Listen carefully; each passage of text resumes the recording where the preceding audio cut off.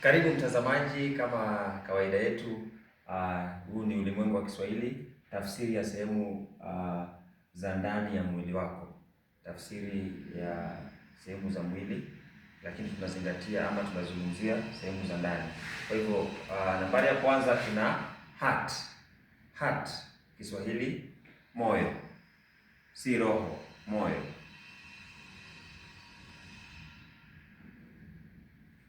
Kidney, lugha ya Kiswahili tunaita figo.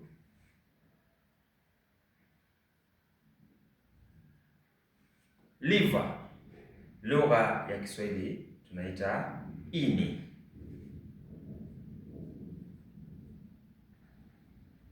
Kumbuka wingi wa ini ni maini. Lungs, lugha ya Kiswahili mapafu.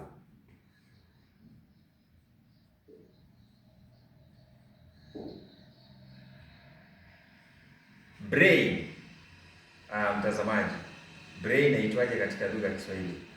Tafadhali nataka kujua pale kwenye comment section. Kazi kwako. Kwa hivyo nitaweka alama ya viulizi kama kawaida. Kisha bladder, ile ambayo hushikilia mkojo, tunaita katika lugha ya Kiswahili kibofu.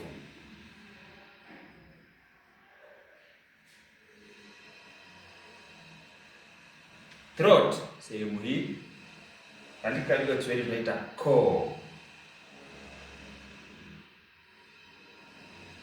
Food pipe, ambayo kwa Kiingereza kingine huitwa esophagus, tunaita katika lugha ya Kiswahili umio.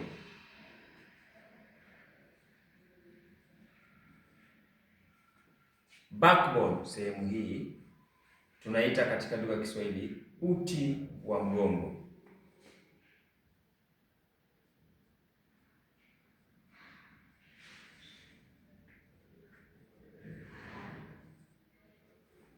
Intestine katika lugha ya Kiswahili ni utumbo.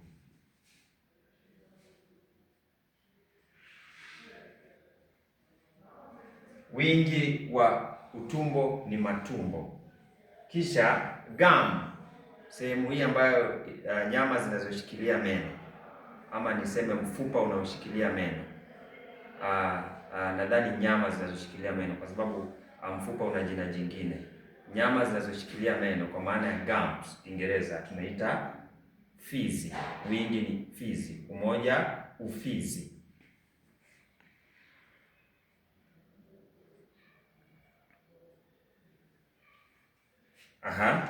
Kwa hivyo hadi hapo sina mengi zaidi. Swali ndilo hili hapa, brain katika lugha ya Kiswahili tunaitaje? Pale YouTube utanipata, kwa ukitafuta utanipata I am Ivan Kenya.